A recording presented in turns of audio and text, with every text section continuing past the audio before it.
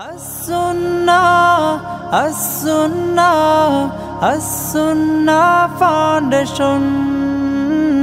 As-Sunnah, As-Sunnah, As-Sunnah Foundation. আসসালামু আলাইকুম ওয়া রাহমাতুল্লাহি ওয়া বারাকাতুহু। আলহামদুলিল্লাহ ওয়াসসালাতু ওয়াসসালামু আলা রাসূলিল্লাহ বাদ।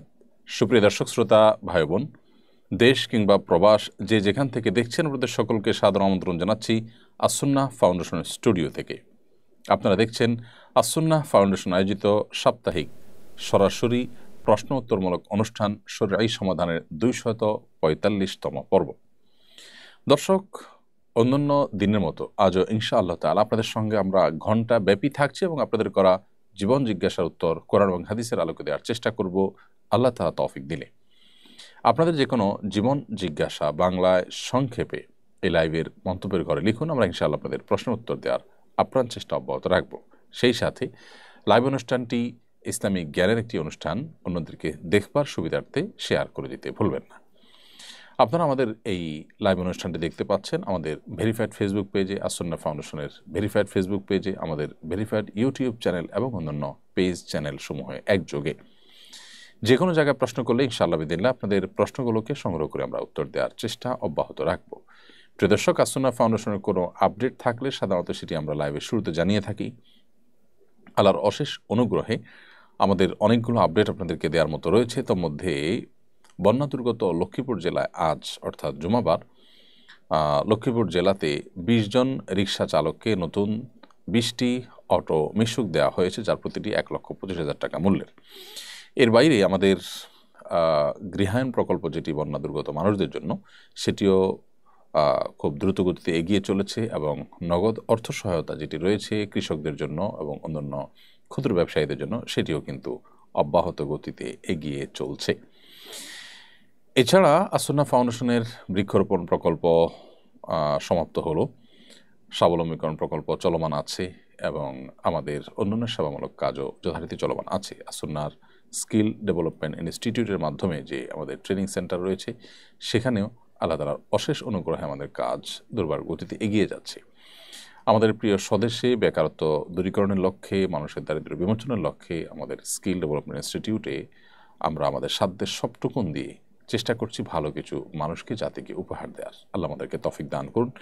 আর বিলম্ব না করে চলুন আপনাদের যে সমস্ত প্রশ্ন ইতিমধ্যে আমাদের কাছে পৌঁছে গেছে সেগুলোর উত্তর দেওয়ার চেষ্টা করি। আমি দেখতে পাচ্ছি শুরুতেই জাহানারা ইমাম আপনি লিখেছেন, কেউ যদি কারো হারাম বা অবৈধ সম্পর্কে সাহায্য করে, সাহায্যকারীর কি গুনাহ হবে? অবশ্যই গুনাহ হবে। আমরা অনেকেই অন্যায় বা অপরাধে নিজে জড়াই না, কিন্তু অন্যকেও অন্যায় বা অপরাধে জড়ালে তার সহযোগী বা সহকারীর ভূমিকায় অবতীর্ণ হই। যেমন আপনার পরিচিত কেউ অবৈধ রিলেশন করেছে, হারাম সম্পর্ক করেছে, আপনি তাকে তার সেই সম্পর্ক স্থাপন করবার জন্য চিঠি আদান প্রদান বা তথ্য আদান প্রদান বা অন্য কোনো কাজে আপনি ভূমিকার যে আপনার ভায়ার যে ভূমিকা সেটা পালন করলেন। কোনো প্রকার প্রত্যক্ষ কিংবা পরোক্ষ মদত বা সহযোগিতা আপনি করলেন, এটি যদি আপনি করেন তাহলে সেক্ষেত্রে আপনি অবশ্যই গুনাহগার হবেন। কারণ নবী করিম সাল্লাল্লাহু আলাইহি সাল্লাম বলেছেন আমাদেরকে সৎ কাজে একে অন্যের সহযোগী হতে। আবার একইভাবে তিনি বলেছেন মান সান্না সুন্নাতান সাইয়্যাহ, যে ব্যক্তি কোনো খারাপ কাজের উদাহরণ সৃষ্টি করলো বা ধারা সৃষ্টি করলো, ফালাহু উইজরুহা ওয়া উইজরু মান আমিলা বিহা, তাহলে যে ব্যক্তি তার এই ধারা শুরু করার মাধ্যমে যত মানুষ খারাপ কাজ করলো তাদের সবার দায়ভার তাকে নিতে হবে। তো আপনি এখানে একজন একটা খারাপ কাজ করবে, সেটার যদি ধারা চালু করার ক্ষেত্রে ভূমিকা রাখেন, সেক্ষেত্রে দায়টা আপনার আসবে। এছাড়া সূরা মায়েদা ২ নম্বর আয়াতে আল্লাহ রাব্বুল আলামিন বলেছেন ওয়ালা তাআওয়ানু আলাল ইসমি ওয়াল উদওয়ান, তোমরা পাপ এবং সীমালঙ্ঘনের কাজে, গুনাহের কাজে কেউ কারো সহযোগী হবে না। অতএব আপনি নিজে পাপ না করলে অন্য কেউ পাপ বা অপরাধ করলে সে কাজে আপনি সহযোগিতার ভূমিকায় বা সহযোগীর ভূমিকা আপনি অবতীর্ণ হতে যাবেন না। এরপরের প্রশ্ন হলো, ঢাকায় জাতিসংঘের মানবাধিকার পরিষদের কার্যালয় হবে বলে জানিয়েছেন একজন উপদেষ্টা, বিষয়টাকে কিভাবে দেখেন? দেখুন, এই বিষয়ে ইতিমধ্যে দেশের গুরুত্বপূর্ণ ব্যক্তিবর্গ, গুরুত্বপূর্ণ প্রতিষ্ঠান থেকে নানা ব্যক্তিবর্গ ইতিমধ্যে নানা আশঙ্কার কথা জানিয়েছেন এবং যে সমস্ত আশঙ্কা জানিয়েছেন তারা সেগুলো সামনে রাখলে দিনের আলো মতো পরিষ্কার হয়ে যায় যে আসলে এটিকে আমাদের ওয়েলকাম না করার যথেষ্ট কারণ রয়েছে। বিশেষ করে আমরা জানি পৃথিবীর বিভিন্ন দেশে জাতিসংঘের মানবাধিকার কমিশনের কার্যালয় স্থাপনের ব্যাপারে স্থানীয় যে মূল্যবোধ আছে সেগুলোর বিরুদ্ধে জাতিসংঘের সেই আপনার মানবাধিকার কমিশন অফিস, কান্ট্রি অফিস স্থানীয় মূল্যবোধের বিরুদ্ধে দাঁড়িয়েছে বলে বিভিন্ন অভিযোগ রয়েছে।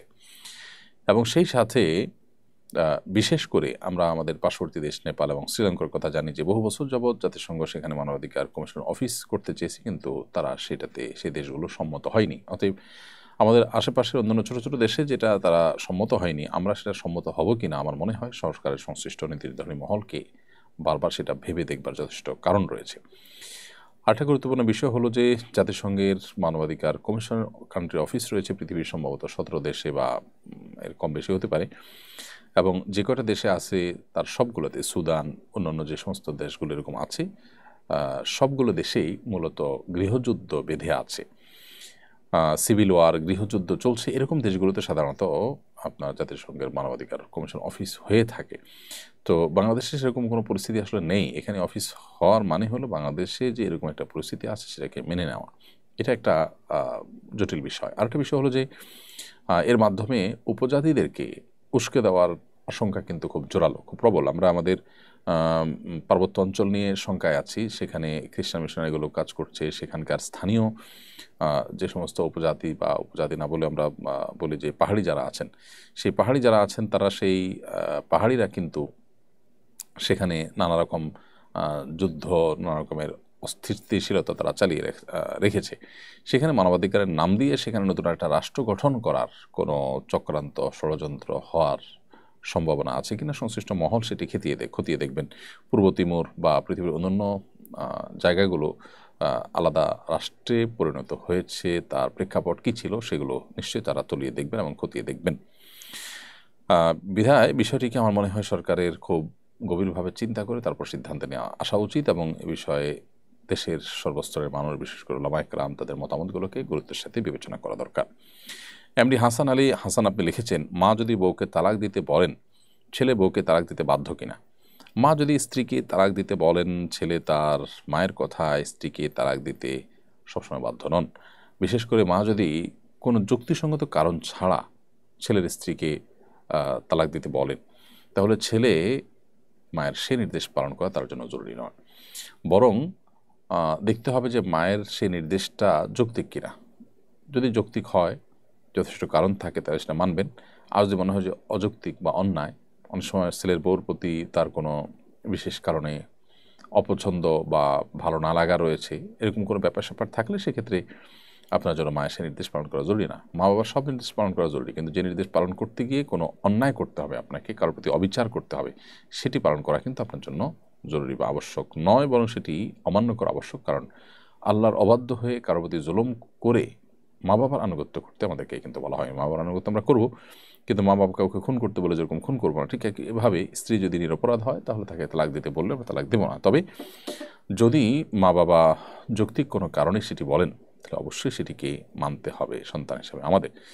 এখানে ইব্রাহিম আলাইহিসসালাম তার ছেলে ইসমাইল আলাইহিসসালামকে তার স্ত্রীকে তালাক দেওয়ার জন্য পরামর্শ দিয়েছিলেন, তিনি সেটা শুনেছেন।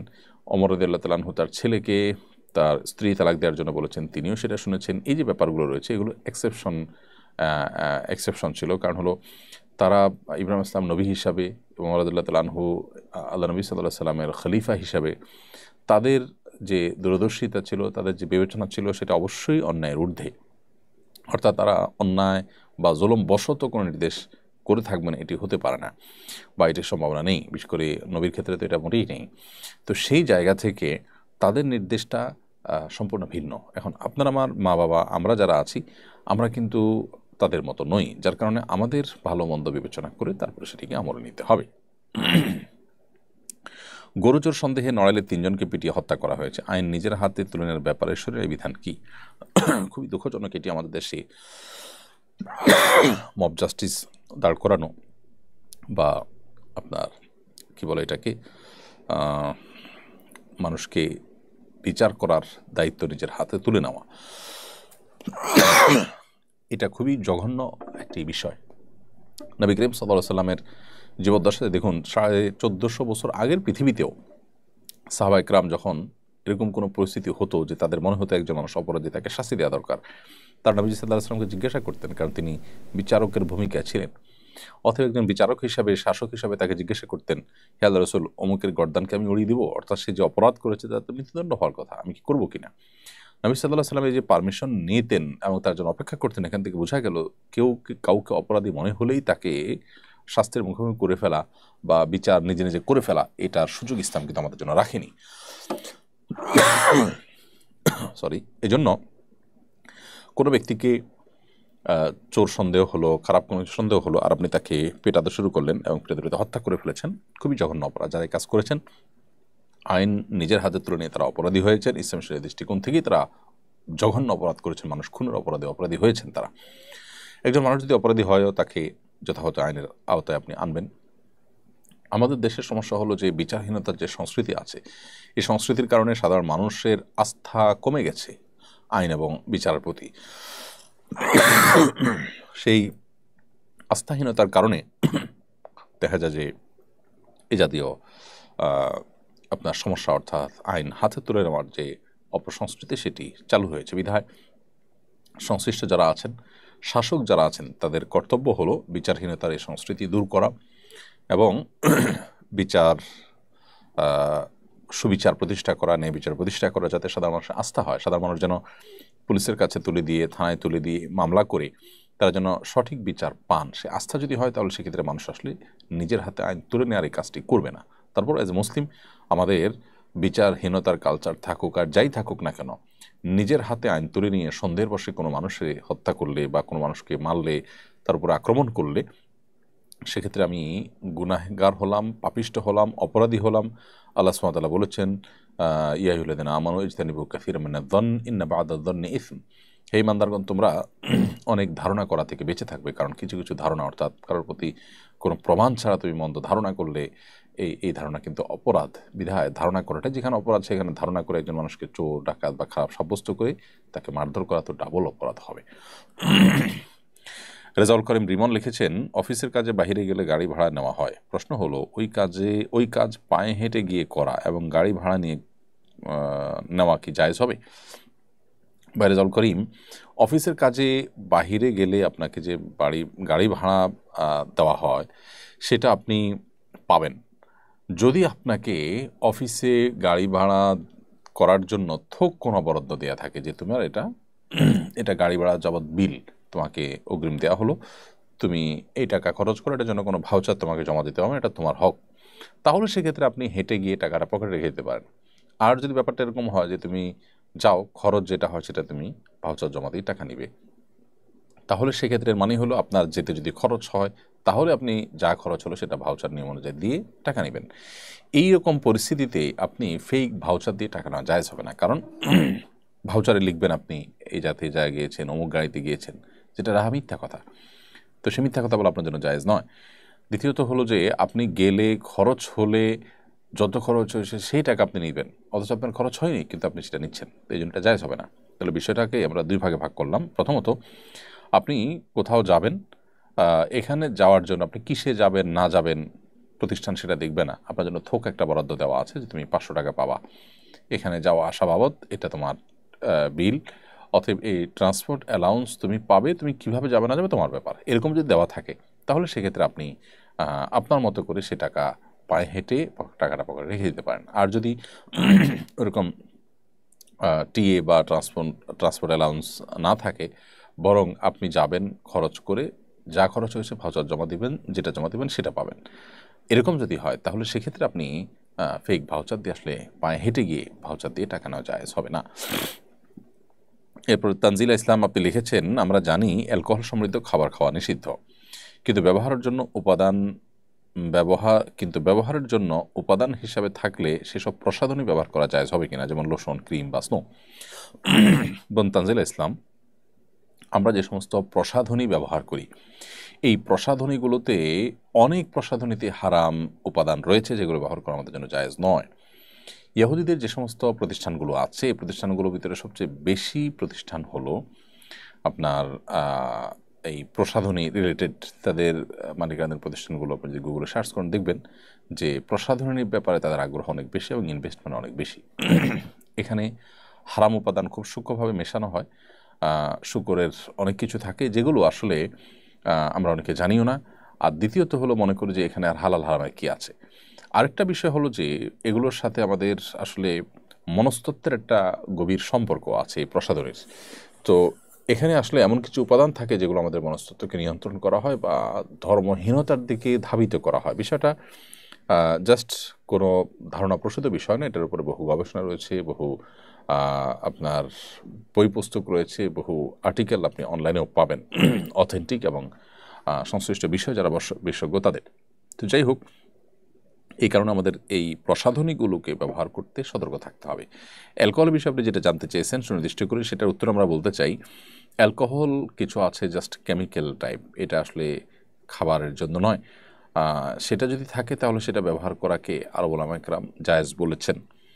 সৌদি আরবের উলামা ইকরাম জায়েজ বলেছেন। শেখ মোহাম্মদ সালেহ আল মুনাজ্জিদ হাফিজাহুল্লাহ ইসলাম কিউএতে এবং অন্যান্য উলামা ইকরাম তারা এটিকে জায়েজ বলেছেন, বিকজ এটি আসলে পান করার যে অ্যালকোহল মাদক সেটি তার আওতায় নয়, এটি জাস্ট একটা কেমিক্যাল এবং এটি পান উপযোগী না। অতএব এটি থাকলে সেটি নাজায়েজ হবে না। তবে নাজায়েজ হওয়ার অন্য কোনো কারণ আছে কি না প্রসাধনীতে সেটি আমাদের দেখতে হবে। সম্প্রতি রংপুরে চলন্ত টিকটক করতে গিয়ে ট্রেনের ধাক্কায় এক কিশোর আহত হয়েছে। কিশোরীদের টিকটক আসক্তি ভয়াবহ আকার ধারণ করেছে। এ থেকে সন্তানদের মুক্ত রাখতে অভিভাবকরা কী ধরনের ভূমিকা রাখতে পারেন? খুবই দুর্ভাগ্যজনক ঘটনা এবং এই ধরনের ঘটনা একের পরে কিন্তু ঘটতে থাকে। আমাদের তরুণরা, আমাদের কিশোররা নষ্ট হয়ে যাচ্ছে। তাদের হাতে আমরা মোবাইল ফোন নামক বিষাক্ত জিনিস আমরা তুলে দিচ্ছি। বিষাক্ত এই জন্য বললাম যে এখানে এমন কিছু জিনিস আছে যেগুলো কিশোরদের জন্য বিষাক্তের মতোই। অতএব তাদেরকে আমরা এই সমস্ত স্মার্টফোন, নেট সহ তুলে দিয়ে তাদেরকে ধ্বংসের দিকে আমরা ঠেলে দিচ্ছি। অভিভাবক হিসাবে আমাদের এক্ষেত্রে দায়িত্বশীলতার পরিচয় দেওয়া উচিত এবং সেই সাথে তরুণদেরকে এ ধরনের মোবাইল ফোন আসক্তি থেকে বাঁচানোর জন্য সামাজিক, প্রাতিষ্ঠানিক, সরকারি, বেসরকারি নানামুখী উদ্যোগ আসলে নেওয়া দরকার। এ ধরনের দুর্ঘটনা একটি ঘটেছে তা নয়, বরং ঘরে ঘরে নানাবিধ দুর্ঘটনা, নানাবিধ আপনার ব্যত্যয় এবং নানাবিধ আপনার অনাকাঙ্ক্ষিত ঘটনাবলী কিন্তু অনবরত ঘটে চলেছে। আমরা এই কিশোরের আপনার পরিবারের জন্য সমবেদনা প্রকাশ করছি। আল্লাহ তাদেরকে সুখ শৈবার শক্তি দান করুন এবং এখান থেকে শিক্ষা গ্রহণ করে সামনে পথ চলার পদ্ধতি এবং পথ চলার যে রুটম্যাপ সেটি ঠিক করার আমাদেরকে তৌফিক দান করুন এবং অভিভাবকরা সন্তানদেরকে এই টিকটক বা এই জাতীয় বিষয় থেকে আসক্তি থেকে বের করে আনার জন্য তাদেরকে ফিজিক্যাল এক্সারসাইজের ব্যবস্থা করা, তাদেরকে একান্তে নিজেরা সময় দেওয়া, নিজেরা মোবাইল ফোনের টিপাটিপি প্রয়োজনীয় সেটা বন্ধ করা, এই কাজগুলোতে তাদেরকে এঙ্গেজ করতে হবে এবং দিনী এবং ধর্মীয় সার্কেলে তাদেরকে যত বেশি উঠা বসা করানো যাবে এগুলো থেকে তারা তত বেশি বেঁচে থাকতে পারবে ইনশাআল্লাহ তাআলা। তাহমিদ নাফিস দীপ্ত আপনি লিখেছেন, রুমের সাথে বাথরুম আছে, জানার বিষয় হলো রুমে কেউ নামাজ পড়া অবস্থায় থাকলে সেই বাথরুম ব্যবহার করা যাবে কিনা? কোনো অসুবিধা নেই। কেউ যদি রুমে নামাজ পড়ছেন ওই অবস্থায় আপনি বাথরুম ব্যবহার করতে পারেন। রুমে একজন নামাজ পড়ছেন মানে এই না যে আপনি রুমে টয়লেট ইউজ করতে পারবেন না, বাথরুমের দরজা খুলতে পারবেন না, এরকম কোনো নিষেধাজ্ঞা নেই। রেদওয়ানুল লিখেছেন, কোনো ব্যবসায় কত % লাভ নিতে হবে এ ব্যাপারে শরীয়তে কোনো নির্দেশনা আছে কিনা, থাকলে সেটা কত? রেদওয়ানুল্লাহ, শরীয়ত আসলে কেনাবেচার ক্ষেত্রে ক্রেতা এবং বিক্রেতাকে তাদের মতামতের স্বাধীনতা দিয়েছে। এত বেশি স্বাধীনতা এক্ষেত্রে দেওয়া আছে যে ক্রেতা বিক্রেতা উভয়ে যেই দরের উপরে, যে দামের উপরে সম্মত হবেন সেটাই শরিয়া অ্যালাউ করবে। তবে বিক্রেতা তিনি যদি ক্রেতাকে ঠকাবার উদ্দেশ্যে বা ক্রেতা হয়তো এই পণ্যের দাম জানেন না সেই সুযোগে তার কাছ থেকে অতিরিক্ত দাম নেন, কিংবা তিনি যদি কোনো প্রকার কারসাজি করে, ক্রাইসিস সৃষ্টি করে, কোনো প্রকার পরিস্থিতি তৈরি করে ক্রেতাকে ঠকান, তাহলে সেক্ষেত্রে সেটা অনৈতিক হবে, সেটা তার অন্যায় হবে, কিন্তু তার বেচা কেনাটা বিশুদ্ধ হয়ে যাবে, বিক্রেতার জন্য সেটা গ্রহণ করা যায় এবং ব্যবহার করা জায়েজ হবে। দেশের বিভিন্ন স্থানে হিউম্যান প্যাপিলোমা ভাইরাস HPV বা জরায়ুমুখ ক্যান্সার টিকা দেওয়ার সময় গণহিস্টেরিয়ায় অনেক নারী অসুস্থ হয়েছেন বলে খবর পাওয়া যাচ্ছে। এ ধরনের টিকা নেওয়া কতটুকু জায়েজ আছে?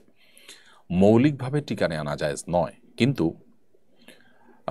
এই যে HPV টিকার কথা বলা হচ্ছে, অনেকগুলো গণমাধ্যমে আমিও দেখেছি যে বহু আমাদের শিক্ষার্থীরা সেখানে আহত হয়ে যাচ্ছে। টিকা নিয়েই যদি অবস্থা হয় তাহলে পরবর্তীতে এর কি ব্যাড এফেক্ট আমাদের শরীরে পড়তে পারে, আমাদের মেয়েদের শরীরে পড়তে পারে, সেটা বোধ হয় আমাদের দেশপ্রেমিক এবং ইসলামপ্রিয় যে সমস্ত গবেষকগণ আছেন তাদের খুঁজে বের করা দরকার এবং সেটি জনসমক্ষে তাদের প্রকাশ করা উচিত। কারণ তৃতীয় বিশ্বে বহু ঔষধ পরীক্ষামূলকভাবে ব্যবহার করার অভিযোগ আছে। এটি পুরনো অভিযোগ এবং এটি প্রমাণিত সত্য যে উন্নত দেশগুলো যারা আমাদেরকে সবসময় মানবাধিকারের সবক শোনান, সারাদিন সকাল বিকাল মানবাধিকারের জিগির মুখে তোলেন, তারাই কিন্তু পরীক্ষামূলকভাবে নানা ঔষধ তৃতীয় বিশ্বে, এই অনুন্নত বিশ্বে, আমাদের দেশের মতো এরকম গরিব দেশগুলোতে তারা এক্সপেরিমেন্ট চালান। এবং এক্সপেরিমেন্ট চালাতে গিয়ে এই গরিব দেশগুলোতে যে ম্যাসাকার হয়, যে ধ্বংস লীলা হয়, সেগুলো আসলে আমাদের সবারই কম বেশি জানা। বিশেষ করে যে কোভিড-19 যে টিকা, এই টিকা যখন বের হলো, এটা নিয়ে যখনই কেউ নেগেটিভ কথা বলল, তখন নানানভাবে তাদেরকে হেনস্থা করা হয়েছে।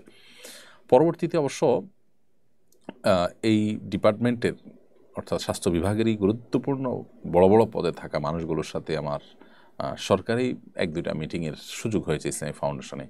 সেখানে আমি তাদের মন্তব্য শুনে অবাক হয়েছি। তারা বলেছেন কেউ কেউ যে আসলে এখানে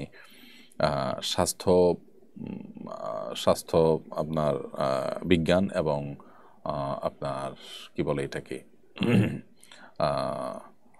আপনার পলিটিক্যাল সায়েন্স, এই দুইটা মিশে একাকার হয়ে গেছে।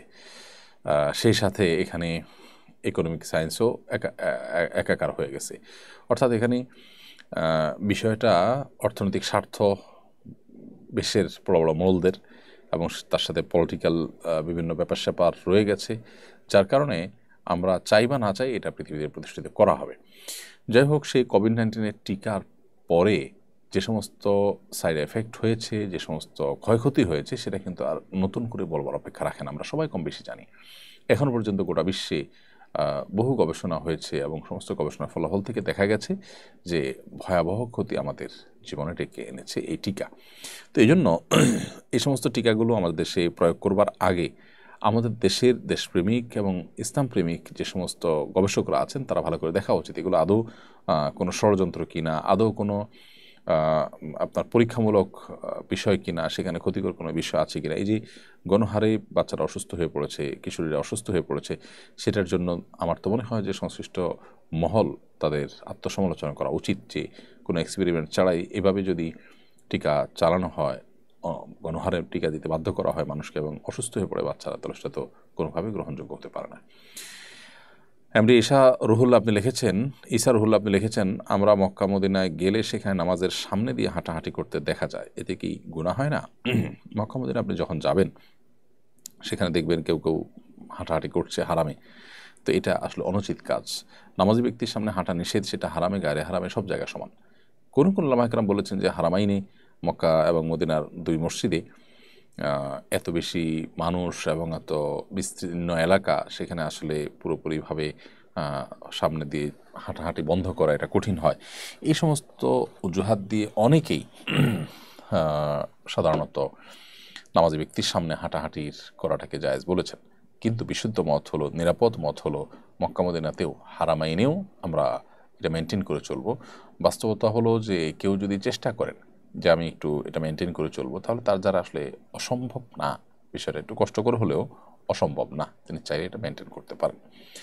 আহমেদ সুজন লিখেছেন, আমার এক ছোট ভাই বাথরুমে আজান প্র্যাকটিস করে, সে বলে বাথরুমে প্রতিধ্বনি হয়। প্রশ্ন হলো বাথরুমে আজান প্র্যাকটিস করলে গুনাহ হবে কিনা? ভাই আহমেদ সুজন, বাথরুমে প্রতিধ্বনি হয়, সাউন্ডটা শুনতে ভালো শোনা যায়, এই অজুহাতে বাথরুমে আজান প্র্যাকটিস করা উচিত হবে না। বিশেষ করে সেখানে টয়লেটের অপশন আমাদের দেশের সচরাচর যেরকম থাকে, এরকম প্যান বা কমর যদি থাকে, তাহলে সেক্ষেত্রে সেখানে আজান দেওয়া অনুচিত। কারণ নাপাক বা নোংরা জায়গায় আল্লাহর নাম উচ্চারণ করা, কোরআন এবং কোরআন কারীমের কোনো আয়াত উচ্চারণ করা, এটা নিষিদ্ধ, এটা মাকরুহ বলেছেন ফুকাহা একরাম সবাই। সেজন্য আজানের প্র্যাকটিসটা করতে হবে অন্য কোনো জায়গায়। প্রতিধ্বনি হওয়ার যে সুবিধা আছে সেটা আদায়ের জন্য আল্লাহর নামকে অপমানকর, তার আল্লাহর নামের অমাননা হয় সেরকম কোনো কাজ কিন্তু করা যাবে না। আজিজ রায়হান আপনি লিখেছেন, আমি আমার স্ত্রী এবং শাশুড়িকে নিয়ে হজ করতে যাচ্ছি, সাথে আমার স্ত্রীর বড় বোন ও আমাদের সাথে পবিত্র হজ পালন করতে যেতে চান, তিনি কি আমাদের সাথে যেতে পারবেন? আজিজ রায়হান, আপনার স্ত্রী এবং শাশুড়িকে নিয়ে আপনি হজে যেতে পারবেন, সেটাতে কোনো সমস্যা নেই। মাহরাম হিসাবে আপনি দুজনে মাহরাম হিসাবে যথেষ্ট হবে। কিন্তু আপনার স্ত্রীর যে বড় বোন আছেন, তার মাহরাম আপনি হতে পারবেন না, কারণ আসলে আপনি তার মাহরাম না, যার কারণে তিনি যেতে হলে তার মাহরাম তার সাথে থাকা উচিত। অবশ্য বিদিনী টাউনের একটা ফতোয়া রয়েছে, তাকে উসমান সাহেবের একটা ফতোয়া রয়েছে এবং আরও বিভিন্ন ওলামা ইকরামের ফতোয়া রয়েছে এ প্রসঙ্গে যে কোনো নারী যদি তার পরিচিত অন্যান্য নারীদের সাথে একই কাফেলা যুক্ত হয়ে যান, তার নিজের মাহরাম না থাকলেও সেটি জায়েজ হবে হজের ক্ষেত্রে এবং উমরার ক্ষেত্রে। কারণ তার মাহরাম সাথে যাওয়ার যে ব্যাপারটা, এটা মূলত তার সেফটির জন্য, নিরাপত্তার জন্য, ফিতনামুক্ত থাকার জন্য। তো সেটি অন্যান্য নারী যারা আছেন তার কাফেলাতে, তার পরিচিত, তাদের সাথে থাকার ফলে সেই আশঙ্কা আর থাকে না। সেই জায়গা থেকে তারা এটাকে জায়েজ বলেছেন, অন্তত নিরুপায় ব্যক্তির জন্য। কিন্তু অন্যান্য ওলামা ইকরাম ঠিক এটাকে নাজায়েজই বলেছেন। অতএব নিরাপদ হলো মাহরাম নিয়ে তারপরে যাওয়া। অনেককে গুনাহের কাজে আলহামদুলিল্লাহ, মাশাআল্লাহ, ইনশাআল্লাহ বলতে শোনা যায়। যেমন ইনশাআল্লাহ এবছর আমার একটা সিনেমা আসবে, মাশাআল্লাহ আপনার মেয়ে তো ভালো নাচতে পারে। গুনাহের কাজে এভাবে আল্লাহর নাম নেওয়ার বিধান কি? খুবই অন্যায় কথা। এটা ইসলামী জ্ঞান না থাকার কারণে, ইসলামী জ্ঞানের অভাবের কারণে আমরা আসলে করে থাকি। কোনো অপরাধ কর্ম, কোনো গুনাহের কাজ, কোনো পাপের কাজ করাটা, এটা তো ইটসেলফ একটা অপরাধ। সেটার সাথে মাশাআল্লাহ, সুবহানাল্লাহ, আলহামদুলিল্লাহ, ইনশাআল্লাহ এগুলো যুক্ত করাটা প্রমাণ করে যে সেই কাজটাকে আপনি অপরাধ মনে করছেন না। আপনি কাউকে খুন করবেন, যদি আপনি বলেন যে ইনশাআল্লাহ আমি কাউকে খুন করবো, তাহলে বিষয়টা কী দাঁড়ালো? এই বিষয়টা তো এই দাঁড়ালো যে আপনি খুন করাটাকে ভালো মনে করছেন, সেটাকে আপনি অ্যাপ্রিসিয়েট করছেন। তাহলে অপরাধকে অপরাধ মনে না করাটা ডাবল অপরাধ। একে তো আপনি অপরাধে লিপ্ত হলেন, আবার অপরাধকে কোনো দোষী বিষয় মনে করলেন না। তো এই জন্য একজন মুসলিম কখনো আসলে এই বিষয়গুলোতে অসতর্ক থাকতে পারেন না। অপরাধ বোধ কমে গেলে সাধারণত এই বিষয়গুলো হয়। ইসলাম সম্পর্কে ধারণা থাকার কারণে এগুলো হয়ে থাকে। যারা এগুলো করছেন তারা আল্লাহকে ভয় করে সরে আসবেন এবং এগুলো বলবেন না। আপনি পাপের কাজে লিপ্ত আছেন, আপনার মধ্যে অপরাধ বোধ কাজ করেও যে আমি অন্যায় কাজ করছি, ফিরে আসা দরকার, ফিরে আসবো, আল্লাহ আমাকে তৌফিক দান করুন, সে মানসিকতা আপনার মধ্যে থাকা উচিত। উম্মে মারিয়াম আপনি লিখেছেন, ওয়াসওয়াসা থেকে মুক্তি পাওয়ার জন্য কি কি দোয়া ও আমল করতে পারি? বোন উম্মে মারিয়াম, ওয়াসওয়াসা থেকে, কুমন্ত্রণা থেকে মুক্তি লাভের জন্য আপনি সাধারণভাবে আল্লাহ সুবহানাহু ওয়া তাআলার কাছে দোয়া করতে পারেন, আল্লাহ আমার মনের ওয়াসওয়াসা আপনি দূর করে দেন।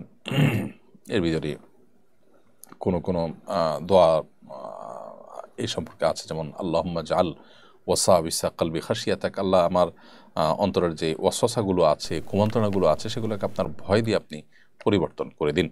তো সাধারণভাবে আপনি ওয়াসওয়াসার জন্য আল্লাহ তাআলার কাছে দোয়া করবেন ওয়াসওয়াসা মুক্তি লাভের জন্য। আর বিশেষ করে ওয়াসওয়াসা থেকে মুক্তি লাভের জন্য কিছু রুকিয়া রয়েছে। আপনি প্লে স্টোরে বা ইউটিউবে বা অন্যান্য চ্যানেলে আপনি যদি খোঁজ করেন ওয়াসওয়াসার রুকিয়া, তাহলে সেক্ষেত্রে বহু ওয়াসওয়াসার রুকিয়া পাবেন, সেগুলো আপনি শুনতে পারেন। এতে ওয়াসওয়াসার এই রোগটা সাধারণত দূর হয়। রোমান মিয়া আপনি লিখেছেন, আমার দাদা আজ থেকে 40 বছর আগে হারিয়ে গিয়েছেন। আমাদের ধারণা তিনি আর বেঁচে নেই। আমরা কি এখন তার গায়বানা জানাজা আদায় করতে পারবো? ভাই রোমান, আপনার দাদা যিনি 40 বছর আগে হারিয়ে গিয়েছেন, তিনি আদৌ বেঁচে আছেন না মারা গেছেন আপনারা জানেন না। তো যেহেতু এটাই নিশ্চিত না যে তিনি বেঁচে আছেন কিনা, সেহেতু আপনারা তার গায়বানা জানাজা পড়বেন না। যেহেতু মুসলিম প্রধান দেশে তিনি যদি কোথাও মারা যেয়ে থাকেন, তার জানাজা হয়েছে, এটাই জোরালো সম্ভাবনা। অতএব যদি জানাজা হয়নি, সেটি আপনাদের জোরালো সম্ভাবনা থাকে, এমন কোনো জায়গায় হারিয়েছে যে এখানে হারানোর ফলে আসলে তার জানাজা দেওয়ার মতো কেউ থাকবে না, তাহলে সেক্ষেত্রে গায়বানা জানাজা প্রশ্ন আসে সাধারণত। বিধি আপনাদের উপরে গায়বানা জানাজা এখানে আবশ্যক নয় বা প্রযোজ্য নয়। আল আমিন আপনি লিখেছেন, মান্যতের টাকা কোন পর্যায়ের গরিবকে দিতে হবে? আপনি জাকাত ফিতরা যে ধরনের গরিবকে দেন, অর্থাৎ যারা নিঃস্ব, কিছুই নেই, অথবা যাদের আছে, যা আছে তা দিয়ে তাদের আসলে দিন চলে না, তাদের কষ্ট হয় চলতে, সেই রকম গরিবদেরকে আপনি মান্যতের টাকা দিতে পারবেন। আব্দুল্লাহ আল জনি আপনি লিখেছেন, আমার এক বন্ধু অতি তাড়াতাড়ি নামাজ পড়ে, এটা কতটুকু ঠিক? ধীরে ধীরে নামাজ আদায়ের কথা বললে সে বলে সূরা শেষ হলেই তো হলো। তাড়াহুড়া করে নামাজ পড়া একেবারেই অনুচিত কাজ। নামাজের অত্যন্ত গুরুত্বপূর্ণ একটা পার্ট হলো ধীরস্থিরতা। ধীরস্থিরতা, এটাকে তাড়াহুড়ার সাথে নামাজ না পড়ে ধীরস্থিরতার সাথে, ইতমিনানের সাথে, প্রশান্ত চিত্তে আস্তে আস্তে নামাজের সমস্ত রকমগুলোকে সঠিকভাবে পালন করা, এটাকে আরবের উলামা ইকরাম, হাম্বলি মাযহাবের উলামা ইকরাম ফরজ বলেছেন, হানাফি মাযহাবের উলামা ইকরাম ওয়াজিব বলেছেন। সেজন্য তাড়াহুড়া করে নামাজ পড়া উচিত নয়। তিনি যদি বলেন যে সূরা শেষ হলেই তো হলো, তো সূরা তাড়াহুড়া করে শেষ করা আর ধীরে ধীরে শেষ করা তো এক নয়। প্রথমত কখনো কখনো অতিরিক্ত তাড়াহুড়ার কারণে নামাজ হবেই না। দ্বিতীয়ত হলো যে কখনো কখনো তাড়াহুড়া যদি আপনার খুব বেশি না হয়, তাহলে সেক্ষেত্রে আপনার নামাজের কোয়ালিটি নষ্ট হবে। আপনি কারোর প্রশংসা করছেন, প্রশংসা করতে গিয়ে যদি আপনি অনেক বেশি হুলস্থুল করেন, অনেক বেশি তাড়াহুড়া করেন, নিশ্চয়ই তিনি সেটাকে ভালোভাবে নেবেন না। তো আল্লাহর ক্ষেত্রে কীভাবে আপনি আশা করেন? নবী করিম সাল্লাল্লাহু আলাইহি সাল্লাম বলেছেন সবচেয়ে নিকৃষ্ট চোর হলো যে নামাজ চুরি করে। আর নামাজের মধ্যে চুরির ব্যাখ্যা দিতে গিয়ে তিনি বলেছেন যে ব্যক্তি নামাজ তাড়াহুড়ো করে। অতএব তাড়াহুড়া যতটি সীমা ছাড়িয়ে যায়, যে যতটুকু দেরি করা দরকার ততটুকু না করেন, তাহলে তো নামাজই হবে না। আর যদি এত বেশি তাড়াহুড়া না হয়, তাহলে সেক্ষেত্রে এই কমপক্ষে কোয়ালিটি নষ্ট হবে। যত ধীরস্থিরতা, যত শান্ত চিত্তে আপনি নামাজ পড়বেন, যত সময় নামাজ পড়বেন, নামাজ তত কোয়ালিটিফুল হবে এবং তত বেশি আল্লাহ তাআলার কাছে গ্রহণযোগ্য হবে ইনশাআল্লাহ তাআলা। প্রিয় দর্শক, দেখতে দেখতে আমরা অনুষ্ঠানের ঠিক মাঝামাঝি পর্যায়ে এসে পৌঁছেছি। সময়ে আমাদের একটি বিরতিতে সবসময় আমরা যেয়ে থাকি। সময় হচ্ছে বিরতিতে যাওয়ার, আমাদের সাথে থাকবেন ইনশাআল্লাহ তাআলা। অসহায় দরিদ্রদের দারিদ্র্য দূরীকরণ ও স্বাবলম্বীকরণের লক্ষ্যে আসুন্নাহ ফাউন্ডেশন পরিচালনা করছে স্বাবলম্বীকরণ প্রকল্প। স্বাবলম্বীকরণ প্রকল্পের আওতায় এ যাবৎ প্রায় ৩,০০০ মানুষকে প্রশিক্ষণ ও স্বাবলম্বীকরণ উপকরণ প্রদান করা হয়েছে। আপনার জাকাতের অর্থে স্বাবলম্বী হতে পারে অসহায় দরিদ্র মানুষ। আসুন্নাহ ফাউন্ডেশনের জাকাত তহবিলে জাকাত পাঠাতে ভিজিট করুন www.asunnahfoundation.org/donate/zakat। বিরতির পর আবার আপনাদেরকে স্বাগতম জানাচ্ছি আমাদের লাইভ অনুষ্ঠানে। আপনারা দেখছেন আসুন্নাহ ফাউন্ডেশন থেকে আয়োজিত সাপ্তাহিক সরাসরি প্রশ্ন উত্তরমূলক অনুষ্ঠান শরীআই সমাধান। বিরতির আগে আমরা অনেকগুলো প্রশ্ন উত্তর দিয়েছি। এই মুহূর্তে আমি যে প্রশ্নটি দেখতে পাচ্ছি সেটি হলো, জাহাঙ্গীরনগর ইউনিভার্সিটির আদি নাম ছিল জাহাঙ্গীরনগর মুসলিম ইউনিভার্সিটি। বিষয়টা নতুন করে আলোচিত হচ্ছে, অনেকে একে আদি নামে ফিরিয়ে আনার কথা বলছেন। বিষয়টা কতটা জরুরি মনে করেন? দেখুন, কোনো বিশ্ববিদ্যালয়ের নাম মুসলিম হওয়া জরুরি নয়। একটা বিশ্ববিদ্যালয় মুসলিম অমুসলিম সবার জন্য আবার থাকতেই পারে এবং নামের মধ্যে মুসলিম রাখা কোনো আবশ্যক নয়। কিন্তু প্রতিষ্ঠা থেকে যখন মুসলিম শব্দটি থাকে, সেটাকে বাদ দেওয়াটা তো অবশ্যই গুরুতর অপরাধ এবং অন্যায় কথা। হিন্দুদের নামে যদি কোনো প্রতিষ্ঠান থাকে, তাহলে সেক্ষেত্রে সেটাকে পরিবর্তন করে মুসলমানদের নামে নামকরণ করা কিংবা সেটাকে তাদের নাম কেটে সেকুলার নামকরণ করার কথা তো মুসলমানরা কখনো বলেন না।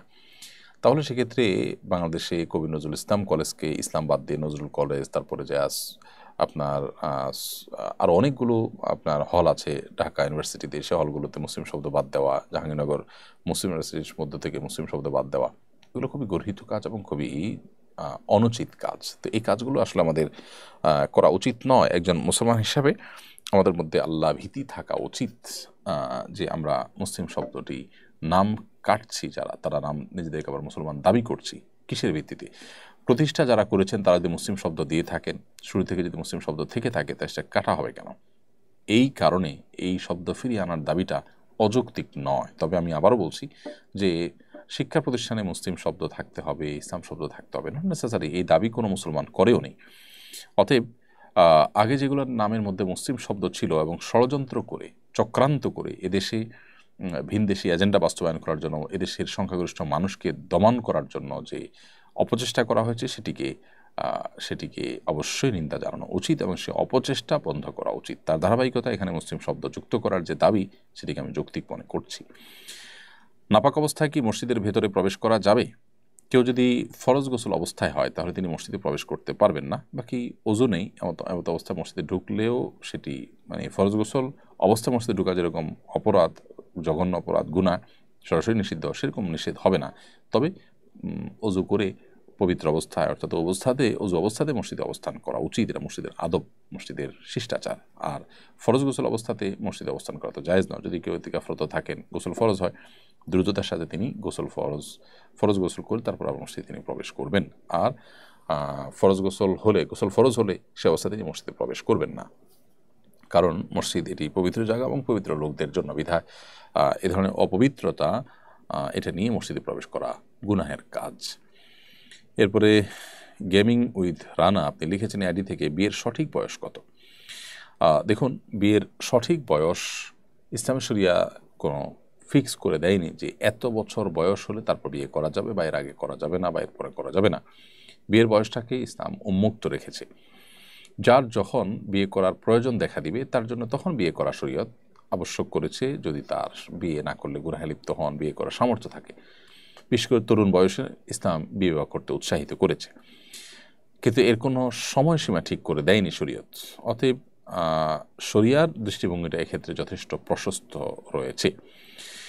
এরপরে প্রশ্ন হলো, সরকার এবছর হজের খরচ কমানোর ঘোষণা দিয়েছে, এ নিয়ে নানা ধরনের বিশ্লেষণ দেখছি, আপনার মন্তব্য জানতে চাইছি। সরকার হজের খরচ কমানোর যে ঘোষণা দিয়েছে সেখানে একটা জায়গা তো খুব প্রশংসনীয় উদ্যোগ নিশ্চয়ই হয়েছে, সেটি হলো বিমান ভাড়া কমাবার ক্ষেত্রে উদ্যোগ নেওয়া হয়েছে এবং কিছুটা সেখানে কমেছে। কিন্তু সরকারি যে হাজিদেরকে রাখা হয় সেটা একটু দূরে, অর্থাৎ 3-3.5 কিলোমিটার দূরে, কিন্তু অনেক দূরে হারাম থেকে। এত দূরে হাজিদেরকে রেখে, অর্থাৎ হোটেল খুব দূরে দিয়ে তারপরে খরচ কমানো, সেটা আসলে খুব বেশি সুফল বয়ে আনে না। হ্যাঁ, যারা ইয়াং আছে, যারা দূর থেকে হাঁটতে পারবেন, তারা হয়তো এটা মেনে নিতে পারেন, কিন্তু তারপরও 5 ওয়াক্ত নামাজ আপনি হারামে পড়তে চাইলে আসলে 3.5 কিলোমিটার দূরে থেকে পড়া, আসা যাওয়া করা প্রত্যেক ওয়াক্তে, এটা আসলে সম্ভব না, এটা কঠিন। সেই জায়গা থেকে এই অংশের যে সমালোচনা হচ্ছে, সে সমালোচনাটাও আমি যৌক্তিক মনে করছি। তবে একই সাথে যেটি বললাম যে বিমান ভাড়া কমানোর যে উদ্যোগ নেওয়া হয়েছে সেটা যদি মানে অল্প স্বল্পও কমে, সেটা অবশ্যই সাধুবাদ পাওয়ার মতো একটা উদ্যোগ। সেই সাথে সবচেয়ে বড় সাধুবাদ পাওয়ার মতো কাজটি সরকার করেছে, সেটা হলো বাংলাদেশে এই যাবৎকালে সকল সরকারের আমলেই সরকারি খরচে হজ করার যে একটা প্রথা ছিল, সেটি তারা এই সরকার বন্ধ করে দিয়েছে। এটাকে আমরা অ্যাপ্রিসিয়েট করি এবং এটা অবশ্যই একটি যুগান্তকারী সিদ্ধান্ত। সরকারি টাকায় হজ, এটা হওয়া উচিত নয়। আমরা এটা নিয়ে লেখালেখি করেছি, বহুবার বলাবলি করেছি, আলহামদুলিল্লাহ সেটি সরকার আমল নিয়েছে, এই জন্য ধন্যবাদ তাদেরকে। আব্দুল সামাদ আপনি লিখেছেন, ব্যাংক থেকে পাওয়া সুদ কোথায় দিতে হবে? ব্যাংক থেকে সুদ যদি অটোমেটিক চলে আসে তাহলে সেক্ষেত্রে সেটা গরিব দুঃখী অভাবী মানুষদেরকে দান করে দিবেন সওয়াব নিয়ত করা ছাড়া। যেহেতু ব্যাংকের এই সুদ তার প্রকৃত প্রাপককে তাকে খুঁজে বের করে ফেরত দেওয়া সম্ভব না, সেজন্য এই কাজটি আপনি করবেন। আর যদি শুধু ব্যাংকে লেনদেন না করার সুযোগ থাকে, অপশন থাকে, তাহলে সেটাকেই আপনার গ্রহণ করা উচিত। ফাতেমা নাইম আপনি লিখেছেন, পর্দা করে দোকানে বসলে গুনাহ হবে কিনা? বোন, পর্দা করে, পর্দার সাথে যদি আপনি ব্যবসা বাণিজ্য করতে চান, করেন, আপনার পর্দাহীনতা যদি না হয়, ফিতনার কোনো আশঙ্কা না থাকে, তাহলে এই শর্তগুলো সাপেক্ষে সেটি আপনার জন্য জায়েজ। নবী করিম সাল্লাল্লাহু আলাইহি সাল্লাম তার আমলে, খলিফাতুল মুসলিম রাদিয়াল্লাহু তাআলার শাসন আমলে মেয়েরা কেউ কেউ বাজারে কেনাবেচা করেছেন, এরকম বর্ণনা পাওয়া যায়। সেই জায়গা থেকে এটিকে আমরা জায়েজ বলছি। তবে সময়ে অনেক ফিতনা সংকুল, সেই জায়গা থেকে আজকের বাস্তবতা এটা কতটা ফিতনামুক্ত, কতটা আপনার আশঙ্কামুক্ত, সেটা গুরুত্বপূর্ণ। ইসলাম মেয়েদের ব্যাপারটিকে এত গুরুত্বের সাথে দেখে যে তাদের প্রাইভেসি, তাদের পর্দা, তাদের ব্যক্তিত্ব, তাদের সম্ভ্রম, সেই ব্যাপারে ইসলাম কোনো প্রকার কম্প্রোমাইজ কিন্তু করে না। বিধায় এখানে ইসলাম বরং প্রোয়েক্টিভ বিভিন্ন রকম উদ্যোগ গ্রহণ করে থাকে যাতে করে কোনো রকম ক্ষতিগ্রস্ত তারা না হন। রাজু ইসলাম রাজু লিখেছেন, কাউকে ভালোবাসলে তাকে পাওয়ার জন্য কি আল্লাহর কাছে দোয়া করা যাবে? ভাই রাজু ইসলাম, কাউকে যদি আপনি ভালোবাসেন, কাউকে পছন্দ করেন, বিয়ের আগে যে পছন্দ করাটা, এই পছন্দ করা এক জিনিস আর ভালোবাসা আরেক জিনিস। পছন্দ করলেন সেটি তো হতেই পারে, তাহলে আল্লাহর কাছে বললেন যে আল্লাহ অমুককে আমার কাছে দিনদার মনে হয়, আমি তাকে পেতে চাই। আপনি দোয়া করতে পারেন, কিন্তু তার চেয়ে উত্তম দোয়া, আদর্শ দোয়া হলো যে আল্লাহ যদি তাকে পাওয়ার মধ্যে আমার কল্যাণকর হয় আপনি ব্যবস্থা করে দিন, আর না হলে আমার মন থেকে তাকে দূর করে দিন। এটি হলো সবচেয়ে আদর্শ দোয়া, সবচেয়ে সঠিক দোয়া। কারণ আপনি যাকে পাওয়াটাকে গুরুত্বপূর্ণ মনে করছেন, ভালো মনে করছেন, তাকে পাওয়াটা গুরুত্বপূর্ণ নাও হতে পারে, আপনার জন্য বরং ক্ষতিকরও হতে পারে। সেই বিষয়টি আমাদের মাথায় থাকতে হবে। আর বিবাহের আগে এই তথাকথিত ভালোবাসা কারোর প্রতি, এটা হারাম। অতএব পছন্দ হওয়া কোনো কারণে তার সম্পর্কে জানলেন, জানার সুযোগ হয়েছে, কাকতালীয়ভাবে জেনেছেন, সেই জায়গা থেকে আপনি তাকে পছন্দ করেন, সেটা ভিন্ন বিষয়। কিন্তু তাকে রীতিমতো ভালোবাসেন, স্বামী স্ত্রীকে যেরকম ভালোবাসে সেরকম ভালোবাসেন, তাকে ফিল করেন, এবং আপনি এই পছন্দ হওয়াটাকে আরও ডিপ লেভেলে নিয়ে গেছেন, তো সেটা অবশ্যই গুনাহের কথা, সেটা কিন্তু জায়েজ নয়। এমনি সবুজ মাহমুদ আপনি লিখেছেন, আমার বাবা মা এবং আমার স্ত্রী কি একসাথে উমরা করতে আসতে পারবেন?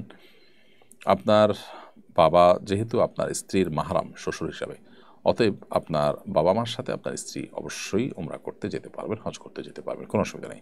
মেয়েদের উমরা বা হজ কিংবা যে কোনো সফরে একজন মাহরাম থাকাটা গুরুত্বপূর্ণ। সেই মাহরামটা স্বামী থাকতে হবে, নট নেসেসারি শ্বশুর যেহেতু মাহরাম, অতএব শ্বশুরের সাথেও তিনি যেতে পারবেন।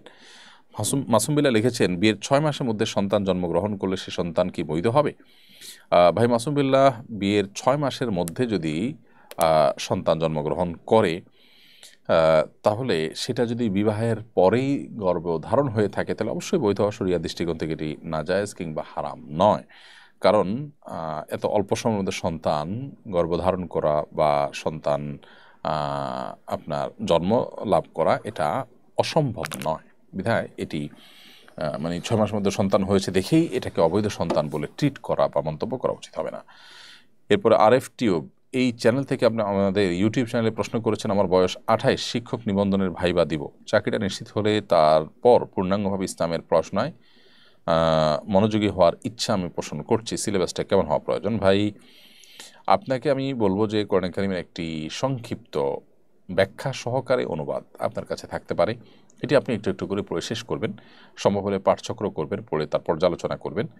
আর একটি হাদিসের বই আপনার কাছে থাকা উচিত, হাদিস সংকলনের বই, বিভিন্ন নির্বাচিত হাদিসের বই গ্রন্থ আছে, আপনি সেগুলোর একটা রাখতে পারেন। সিরাতের একটি গ্রন্থ আপনার কাছে থাকতে পারে, হাইকুল মাকতুম যেমন হতে পারে, একটি মাসালার বই থাকতে পারে, আরবি ভাষার জন্য আপনার কোনো উদ্যোগ, ভাষা শেখার জন্য কোনো উদ্যোগ থাকতে পারে। এইভাবে আপনি যদি কয়েকটা বই আপনার থাকে কয়েকটা সাবজেক্টের উপরে, ইনশাআল্লাহ ইসলামের উপর আপনার বেসিক ধারণা পাবেন।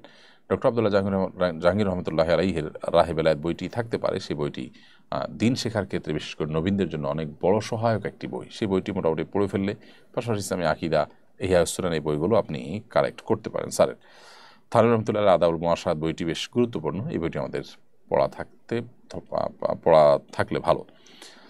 মাহমুদা কুকিং ওয়ার্ল্ড এই আইডি থেকে আপনি আমাদের ইউটিউব চ্যানেলে প্রশ্ন করেছেন, বিদেশ থেকে রেমিটেন্সের 1 লাখ টাকা আসলে 2000 টাকা এক্সট্রা দেওয়া হয়, এটা নেওয়া কি হালাল হবে? যে প্রশ্ন বহুবার এসেছে এবং প্রত্যেকবার আমরা উত্তর দিয়েছি আলহামদুলিল্লাহ, এটাকে সম্পূর্ণ হালাল, কারণ এটি একটি ভালো কাজের প্রণোদনা। আপনি ব্যাংকিং চ্যানেলে টাকা পাঠালে সেজন্য আপনাকে প্রণোদনা দেওয়া হচ্ছে, আপনাকে উৎসাহ দেওয়া হচ্ছে, সেই উৎসাহ দেওয়াটা নাজায়েজ নয় এবং সেটার সুবিধা গ্রহণ করাও আপনার জন্য হারাম কিংবা নাজায়েজ হবে না।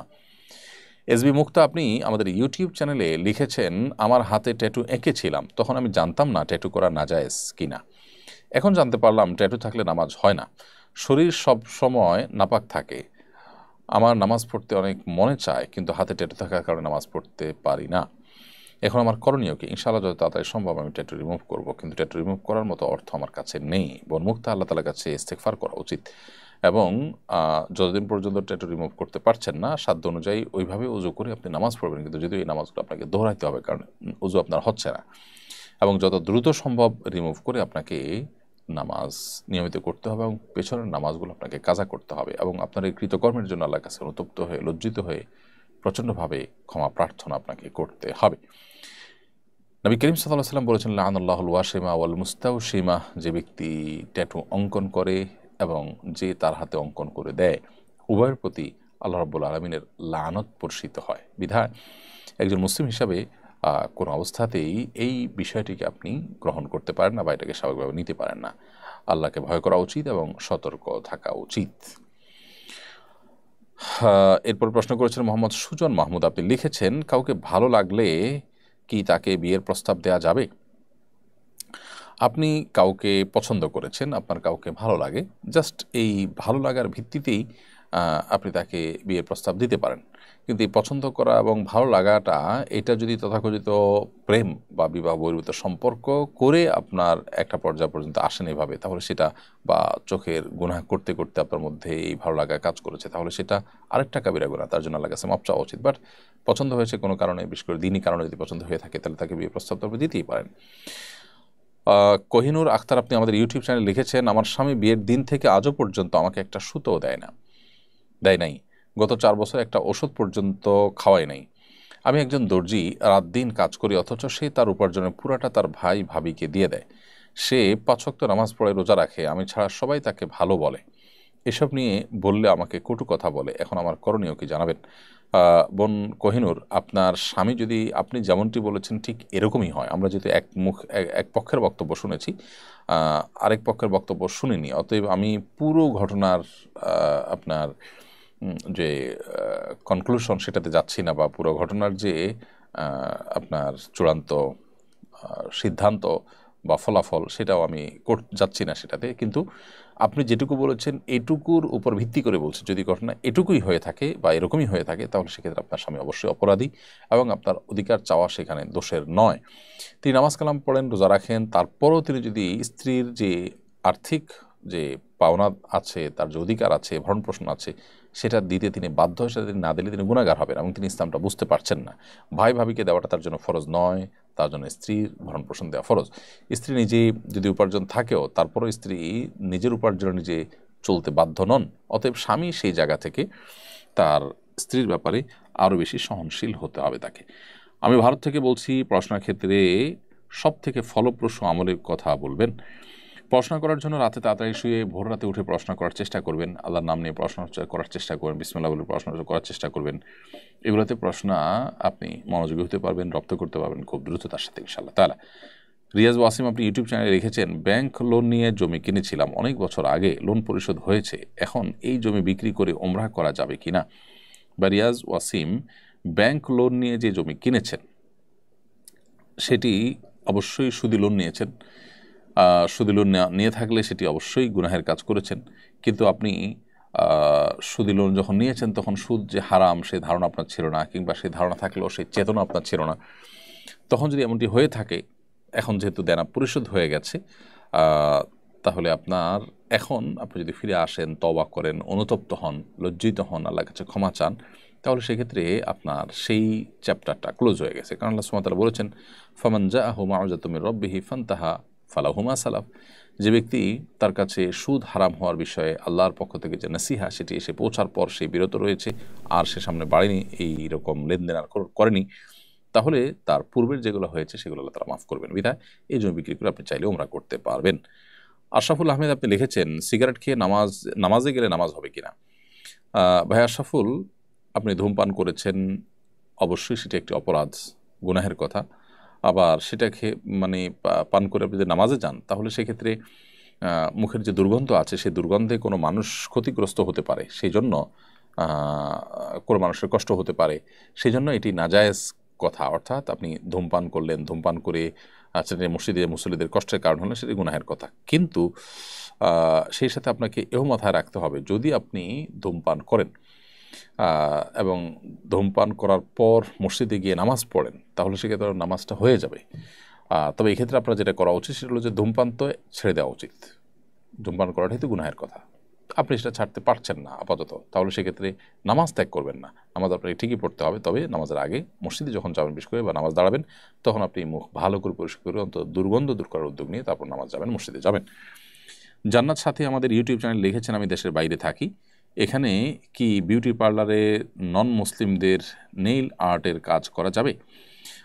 বোন জান্নাত সাথী, দেশের বাইরে থাকেন আপনি, সেখানে বিউটি পার্লারে নন মুসলিমদের জন্য এমন কোনো কাজ করছেন যেটা শরীয়তে নাজায়েজ করেছে, তাদের জন্য সেটা করেছেন। যেমন তারা আপনার নেল পলিশের কাজ যদি আপনি করেন, ধরা যাক এই নেল পলিশের কাজ মুসলমানদের জন্য নাজায়েজ, কারণ সেখানে নামাজের উজুর ব্যাপার আছে, সে তো মুসলমান না, অতএব তার জন্য সেই কাজ করলে সেটি জায়েজ হতে পারে। এমনি জুয়েল মাহমুদ আপনি লিখেছেন, আমি একজন দিনদার মেয়েকে হালালভাবে বিয়ে করতে চাই, কিন্তু বাবা মা পছন্দ করেন না, আমাদের মাঝে কোনো হারাম সম্পর্ক যোগাযোগ নেই, ইস্তেখারা ও তাহাজ্জুদে এ নিয়ে আল্লাহর কাছে দোয়া করতে পারবো কিনা? দোয়া করেন এভাবে, আল্লাহ যদি এটা কল্যাণকর হয় আমার জন্য আপনি সহজ করে দিন, অকল্যাণকর হলে আমার থেকে এটিকে দূর করে দিন।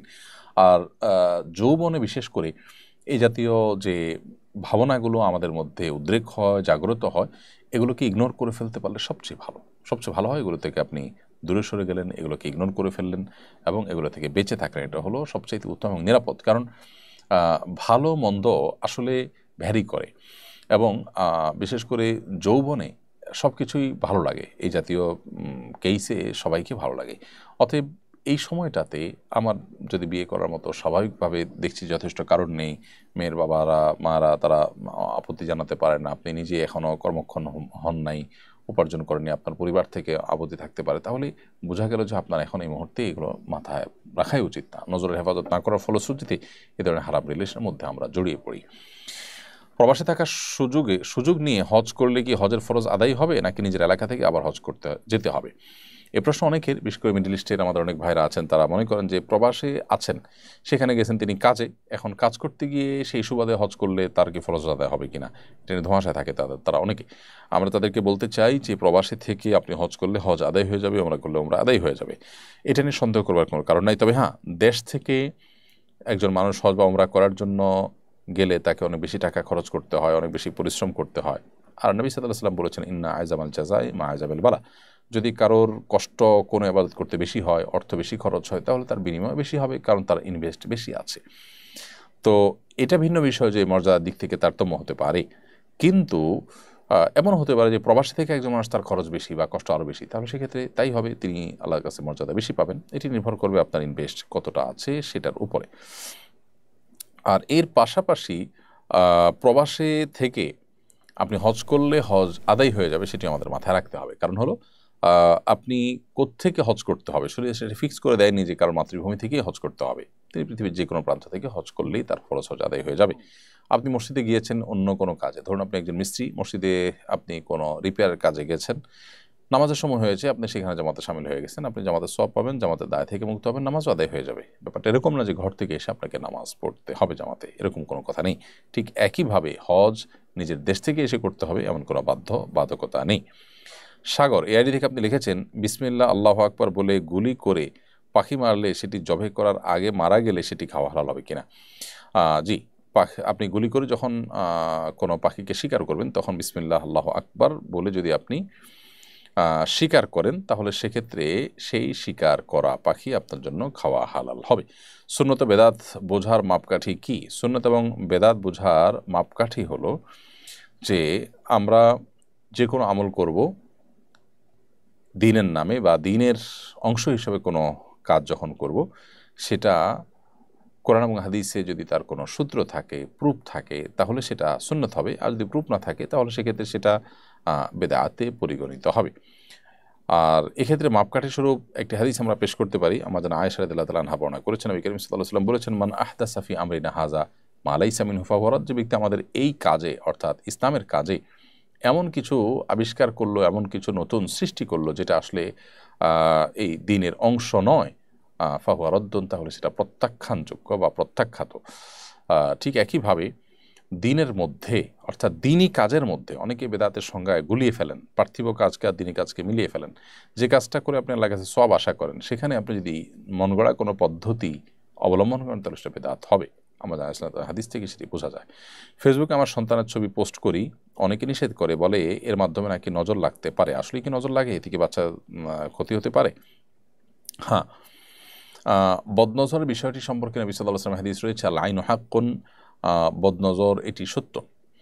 ফলে আপনি সন্তান, সুন্দর কোনো সন্তান, ফুটফুটে সন্তান, শিশু, বাচ্চা বা আপনার আকর্ষণীয় কোনো কিছুর যদি মানুষের সাথে শেয়ার করেন, বিশেষ করে বাচ্চাদের ক্ষেত্রে অনেক বেশি হয় বদনজর। মানুষের এই জাতীয় বিষয়ে বদনজর এটি সত্য। বদনজরের কীভাবে ক্ষতি হয় বা এটা টেকনোলজিটা কি, আল্লাহ তাআলা ভালো জানেন। যে একটা মানুষ রাক্ষসী নজরে যদি দেখে, যদি সে দেখে আপনার হিংসাত্মক নজর দেয়, তাহলে সেক্ষেত্রে এটাকে নজরে হাসেদ বলে, বদনজর বলে। এর ফলশ্রুতিতে ওই বাচ্চা অসুস্থ হতে পারে, ওই বাচ্চার রোগ লেগে থাকতে পারে। আপনি ক্ষেতের ফসল দেখে কেউ যদি রাক্ষসী নজরে দেখে তাহলে বদনজর লাগতে পারে। এগুলো স্বাভাবিক একেবারে। এখন আপনি বলবেন যে প্রদর্শনের পৃথিবীতে অনেক কিছুই প্রদর্শন হতে থাকে, সবাই প্রদর্শন করে, কই তারা তো অনেক ভালো আছে। দেখুন, ভালো নেই, অনেকে অনেক দিক থেকে ক্ষতিগ্রস্ত। সেই ক্ষতির কারণ হয়তো এই বদনজর, কিন্তু তিনি হয়তো টেরও পাচ্ছেন না। তো কিভাবে এই বিষয়টা কাজ করে যে একজন রাক্ষসীর দৃষ্টিতে তাকালো আর আরেকজনের ক্ষতি হয়ে গেল, কিভাবে হতে পারে, এই বিষয়ে আল্লাহ রাব্বুল আলামিনের টেকনোলজি আমাদের বুঝে আসাটা আবশ্যক নয়। হতে পারে আমরা এটা বুঝি না, অনেক টেকনোলজি কিন্তু আমাদের বোধগম্য নয়, কিন্তু সেটাকে আমরা অস্বীকার করি না। ঠিক এটাও সেরকম। কোনো কোনো হাদিস থেকে বোঝা যায় যে মানুষকে বদনজর সেটি কবর পর্যন্ত পৌঁছে দিতে পারে। আর একটি ওঁট, আকর্ষণীয় একটি প্রাণী, সেটি যদি কারো বদনজরের কবলে পড়ে তাহলে সেটিকে মৃত্যু পর্যন্ত নিয়ে যেতে পারে। অর্থাৎ সেটা এমন পর্যায়ে অসুস্থ, রুগ্ন হয়ে যেতে পারে যে বাধ্য হয়ে মানুষ জবাই করে সেটাকে খেয়ে ফেলেছে, এরকম পর্যায়ে যেতে হতে পারে ওটের যেভাবে জবাইয়ের পদ্ধতি, অর্থাৎ নহত্যার মাধ্যমে। তো যাই হোক, বদনজরের বিষয়টি সত্য, এটি আমাদের অস্বীকার করবার কোনো সুযোগ নেই এবং বিশুদ্ধ হাদিস দ্বারা এটি প্রমাণিত। আবু সুফিয়ান লিখেছেন, আমি হোস্টেলে থাকি, নানান সময় খাবার খারাপ হলে তা ফেলে দিই, এটি কি অপচয় হবে? অপচয় হলে এটার জন্য কে দায়ী থাকবে? ভাই আবু সুফিয়ান, হোস্টেলে থাকা অবস্থাতে আপনি ছাত্র মানুষ, সেখানে খাবার খারাপ হলেই যদি আপনি ফেলে দেন তাহলে সেক্ষেত্রে সেটা অবশ্যই অপচয় হবে, বিশেষ করে ড্রেনে ফেলে দিলে। যদি আপনি খাবারের উপযোগী মনে না করেন, অন্য কাউকে দিতে পারেন, যদি সেরকম কেউ নেওয়ার মতো না থাকে, সবারই আছে হোস্টেলে বন্ধুরা, তাহলে সেক্ষেত্রে এটা এমন কোথাও ফেললেন যেখান থেকে অন্য কোনো প্রাণীরা খাবার হিসাবে গ্রহণ করলেন, তাহলে সেটি ভিন্ন কথা হবে। নূরজাহান নুরি লিখেছেন, আজানের আগে নামাজ পড়ে নিলে যখন আজান হয় তখন কি আজানের জবাব দিতে হবে? আজানের জবাবের সাথে আসলে নামাজের সম্পর্ক নেই। আপনি আজানের আগে ওয়াক্ত হয়েছে তখন নামাজ পড়ে ফেলেছেন, কিন্তু এরপরে আজান হচ্ছে, তো এখন আপনি আজানের জবাব দিচ্ছেন, দিতেই পারেন, কোনো অসুবিধা নেই। তুরস্কে কোরআন প্রতিযোগিতা প্রথম হয়েছিল বাংলাদেশি একজন হাফেজ। বাংলাদেশের রাষ্ট্রীয় পৃষ্ঠপোষকতায় এমন প্রতিযোগিতার আয়োজন করা যায় কিনা? খুবই দরকার এবং চমৎকার একটি প্রস্তাব। 50 বছর ধরে ইসলামের সাথে মুসলমানদের সাথে বিমাতা সুলভ আচরণ করে আসছে রাষ্ট্র, এবং এর পেছনে কিছু লোক কাজ করছে যারা নিজেদেরকে সেকুলার, যারা নিজেদেরকে অতি উদার, যারা নিজেদেরকে তথাকথিত অসাম্প্রদায়িক দাবি করছেন, অথচ আমরা দেখছি তারা সাম্প্রদায়িক আচরণই করছেন, মুসলমানদেরকে কোণঠাসা করে রেখে চলেছেন। তুরস্কে বাংলাদেশি হাফেজ মুয়াজকে চ্যাম্পিয়ন হওয়ার কারণে সে দেশের প্রেসিডেন্ট এরদোগান তিনি তাকে বুকে জড়িয়ে ধরেছেন, চুমু এঁকে দিয়েছেন কপালে, অথচ সে শিশু বাংলাদেশে এসেছে, সরকারিভাবে তার কোনো খোঁজখবর নেওয়া হয়েছে বলে আমাদের মনে হয় না। এবং সাফজয়ী নারী ফুটবল দলকে মাননীয় প্রধান উপদেষ্টা তিনি তাদেরকে সম্বর্ধনা দিয়েছেন, আরও নানাভাবে তাদেরকে সম্বর্ধিত করা হয়েছে। কিন্তু এই এতগুলো দেশের মধ্যে শ্রেষ্ঠত্বের মুকুট, চ্যাম্পিয়নের মুকুট নিয়ে আসা এই ছেলেটিকে সম্বর্ধনা দেওয়া হয়নি। এটি আজকের শুধু ঘটনা নয়, এটি বাংলাদেশের একটা কমন চিত্র। এদেশে ইসলাম এবং মুসলমানরা যদি দেশকে আকাশেও তুলে দেয় সেটাকে অ্যাপ্রিসিয়েট করা হয় না। এই কালচার থেকে আমাদের বেরিয়ে আসতে হবে। দেশের এত বিশাল এবং বিপুল যে জনগোষ্ঠী যারা ধর্মপরায়ণ, যারা ধর্মভীরু, সে মানুষগুলোকে আপনি ইগনোর করে একটা দেশকে আসলে এগিয়ে নিয়ে যেতে পারবেন না। এদেশে মানুষ ধর্মপরায়ণ, অতএব আপনি ধর্মকে ইগনোর করে, ধার্মিকদের ইগনোর করে, তাদের কাজগুলোকে ছোট করে দেখে, তাদেরকে নানাভাবে ষড়যন্ত্র করে, কোণঠাসা করে রেখে আপনি একটা দেশকে কখনো এগিয়ে নিয়ে যেতে পারবেন না। বরং তাদেরকে দেশের মূলধারার সাথে মেশাতে হবে, মেলাতে হবে, একত্র করতে হবে, তাহলে ইনশাআল্লাহ দেশ এগিয়ে যাবে। আমরা আশা করব যে আমাদের নতুন বাংলাদেশে অন্তত নতুন বাংলাদেশের কারিগররা বিষয়টিকে ইতিবাচকভাবে দেখবেন। আল্লাহ তাদেরকে সেই তৌফিক দান করুন। এরপর প্রশ্ন করেছেন আব্দুর রহমান, আপনি লিখেছেন আমি কিছু টাকা কুড়িয়ে পেয়েছি, এই টাকাগুলো এখন কি করা উচিত? মসজিদে দিব নাকি গরিব লোককে দিব? আপনি কুড়িয়ে পাওয়া টাকার মালিক খোঁজ করবেন। মালিক খোঁজ করে যদি পাওয়ার সম্ভাবনা না থাকে তাহলে সেক্ষেত্রে কোনো গরিব দুঃখীকে দান করে দিবেন মালিকের পক্ষ থেকে। মোহাম্মদ আশিক মণ্ডল লিখেছেন পাক কাপড় এবং নাপাক কাপড় একসাথে ধৌত করলে কি পাক কাপড়ও 3 বার ধৌত করতে হবে? পাক কাপড় আর নাপাক কাপড় যদি মিশিয়ে ফেলেন, অর্থাৎ বালতির মধ্যে মিশিয়ে ফেলেন, তাহলে ধোয়ার ক্ষেত্রে 3 বার করে চিবাতে হবে সবগুলোকেই। আর যদি এমনিতেই পাক কাপড় নাপাক কাপড় ছিল, নাপাক কাপড়ের নাপাকি পাক কাপড়ে লেগেছে বলে মনে না হয়, তাহলে সেক্ষেত্রে পাক কাপড়কেও 3 বার চুবানো আবশ্যক নয়। আর যদি মনে হয় যে না নাপাক লেগে গেছে পাক কাপড়ের মধ্যে, তাহলে সেক্ষেত্রে 3 বার এখানে চিবাইতে হবে আপনাকে অবশ্যই। রামিজ রাজা, আপনি লিখেছেন কাউকে সিজদা করা তো শিরক, তাহলে আল্লাহ শয়তানকে আদম আলাইহিস সালামকে সিজদা করতে বলেছিলেন কেন? প্রথম কথা হলো যে এটি ছিল আদম আলাইহিস সালামের যে শরিয়াত, সেই শরিয়াতে মুহাম্মদ সাল্লাল্লাহু আলাইহি সাল্লামের শরিয়াতে আল্লাহ ছাড়া কাউকে সিজদা করা যাবে নিষেধ, অনেক নবীর শরীয়তে নিষেধ ছিল। হয়তো তাদের ওখানে তাঁর শরিয়তে হয়তো এটি সম্মান সূচক সিজদা করা জায়েজ ছিল। আর সবচেয়ে বড় কথা হলো যে এই ঘটনা ঘটেছে এমন জগতে, যে জগৎটি আসলে এই পৃথিবীর বাইরের জগৎ। তো পৃথিবীর এই জগতে মানুষের জন্য আল্লাহ তাআলা শরিয়ত এবং বিধিবিধান দিয়েছেন, সেখানকার জন্য হয়তো এটি প্রযোজ্য ছিল না। আর আরেকটি বিষয় হলো যে এটি নিছকই একটি এক্সেপশনাল অর্ডার আল্লাহ সুবহানাহু ওয়া তাআলার, যেটা আসলে অন্য ক্ষেত্রে প্রযোজ্য নয়। সাধারণ ক্ষেত্রে আল্লাহ সুবহানাহু ওয়া তাআলা যেহেতু পরিষ্কারভাবে অন্য কাউকে ইবাদত করতে, দাসত্ব করতে আল্লাহ নিষেধ করেছেন, বিধায় এটি সাধারণ ক্ষেত্রে প্রযোজ্য, কিন্তু এক্সেপশন ইজ এক্সেপশন, সেই হিসাবে এটিকে আমরা ধরতে পারি। আবার অনেকে ব্যাখ্যা করেন যে এখানে আসলে সিজদা আল্লাহকেই দিতে বলা হয়েছে, কিন্তু আদমের সম্মানার্থে আল্লাহকে সিজদা দিতে বলা হয়েছে। আদমের সৃষ্টিতে বিমুগ্ধ হয়ে আল্লাহকে সিজদা নিবেদন করা কৃতজ্ঞতা স্বরূপ, এটি এক প্রকার আদমকে সিজদা সম্মান করা। তো এটাকে অনেকে বলেন যে আয়াতের যতগুলো আয়াত আসছে সেখানে উসজুদুলি আদম মানে এই লি হুরমাতি আদম আও লি তাযীমি আদম, আদমের সম্মানার্থে আল্লাহকে সিজদা করো, অনেকে এই ব্যাখ্যাও করেছেন। তো সিজদা যে আল্লাহ ছাড়া কাউকে করা শিরক, সেটি কোরআন বিভিন্ন আয়াত এবং হাদিসের আলোকে দিনের আলোর মতো পরিষ্কার, বিধায় সেই জায়গাটা আমাদের কাছে পরিষ্কার থাকতে হবে। পিঙ্কি মনি আইডি থেকে আপনি লিখেছেন সন্তানের আকিকার গোশত আমরা পিতামাতা খেতে পারবো কিনা? অবশ্যই খেতে পারবেন। শাহিদা সিদ্রাতুল আপনি লিখেছেন জমি বন্ধক রেখে টাকা নিলে সুদ হবে কিনা? না, বন্ধক রেখে আপনি টাকা নিয়েছেন সেটা শুধু হবে না, তবে যেটুকু রেখেছেন সেটুকু আপনি ফেরত দিবেন, এবং বন্ধকের জমিটা যিনি বন্ধক রেখেছেন তিনি ভোগ করবেন না, আপনারটা আপনি ভোগ করবেন। এটা অবশ্য মানতে চান না মানুষ, সেক্ষেত্রে এটাকে ইজারার পদ্ধতিতে যেতে পারেন, যে ভাড়া নিলেন এবং কিছু নামমাত্র মূল্য ধার্য করলেন, তাহলে সেক্ষেত্রে যার কাছে টাকা নিলেন তিনি ওই বন্ধকের জমিটা ভোগ করতে পারবেন, সেক্ষেত্রে বন্ধক থাকবে না, সেটা ইজারা হয়ে যাবে। এম ফুয়াদ হোসেন লিখেছেন, বিভিন্ন বাহিনীর মসজিদগুলোতে দেখা যায় জুমার নামাজের সময় অফিসারদের জন্য সামনের জায়গা ফাঁকা রেখে বসা হয়, এরপর ইসলামের নির্দেশনা জানতে চাই। বিভিন্ন বাহিনীর মসজিদে এরকম দেখা যায়, আমিও জানি। আমি সে সমস্ত বাহিনীর কর্তা ব্যক্তিদেরকে বিনীতভাবে অনুরোধ করতে চাই তারা যেন এই কালচারটা থেকে বেরিয়ে আসেন এবং এই যে একটা সংস্কৃতি তাদের মধ্যে আছে সেটা যেন না থাকে। কারণ আসলে মসজিদের বাইরে নিশ্চয়ই তাদের চেইন অফ কমান্ড, তাদের যে অন্যান্য বিষয় সেগুলো তারা খেয়াল করবেন, কিন্তু মসজিদের মধ্যে আসলে এমনটি করা উচিত নয়। এখানে আল্লাহ সুবহানাহু ওয়া তাআলা সবার মধ্যে সকল প্রকার ভেদাভেদ তুলে দেওয়ার যে শিক্ষা এবং দীক্ষা সেটি আমাদেরকে দিয়েছেন। নবী সাল্লাল্লাহু আলাইহি ওয়াসাল্লাম মসজিদে যখন ছিলেন তিনি সেনার প্রধানের দায়িত্ব পালন করেছেন, কিন্তু সেখানে মসজিদে তিনি সকল মানুষকে সমানভাবে দাঁড়াবার অবারিত সুযোগ দিয়েছেন। হুজাইফা মিনা আপনি লিখেছেন, আমাদের মসজিদের বড় মাইকে আজানের পাশাপাশি জুমার বয়ান খুতবা এবং আমাদের উচ্চস্বরে চলায় এই কাজটিকে আমরা খারাপ মনে হয়, এই জন্য কি আমার ঈমান নষ্ট হয়ে যাবে? না, আপনার ঈমান এই কারণে নষ্ট হবে না, কারণ আপনি এই শব্দ প্রয়োজন ছাড়া মানুষকে কষ্ট দেওয়া হতে পারে সেরকম আপনি মনে করছেন। এই মনে করার কারণে ঈমান আপনার চলে যাবে না, বরং মসজিদের মাইকের ব্যবহার যারা করছেন তারা সেটার ব্যাপারে সতর্ক থাকতে হবে যে এটি অন্যের বিরক্তির কারণ যেন না হয়। সাইয়েদ সাব্বি আপনি লিখেছেন, নামাজে মনোযোগ ধরে রাখার জন্য কিছু পরামর্শ দিলে ভালো হতো। আপনি সবচেয়ে বড় পরামর্শ আমি যেটা দেবো আপনাকে সেটা হলো যে তাড়াহুড়ো করে নামাজ না পড়ে যত লম্বা সময় নিয়ে সম্ভব সেটা নামাজ পড়েন, কী পড়েন নামাজের মধ্যে সেগুলো বুঝে পাওয়ার চেষ্টা করেন।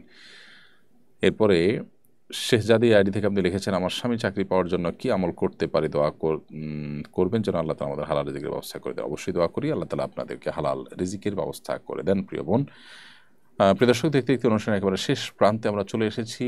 এখন সময় হয়েছে বিদায় নেওয়ার। আল্লাহ যদি তৌফিক দান করেন পরবর্তী লাইভ অনুষ্ঠানে আবার দেখা হবে ইনশাআল্লাহ। সে পর্যন্ত আল্লাহ তাআলা সবাইকে ভালো রাখুন, সুস্থ রাখুন, নিরাপদে রাখুন। আজ এ পর্যন্তই। জাযাকুমুল্লাহ খাইর। আসসালামু আলাইকুম ওয়া রাহমাতুল্লাহি ওয়া বারাকাতুহু। আস-সুন্নাহ ফাউন্ডেশন, উম্মার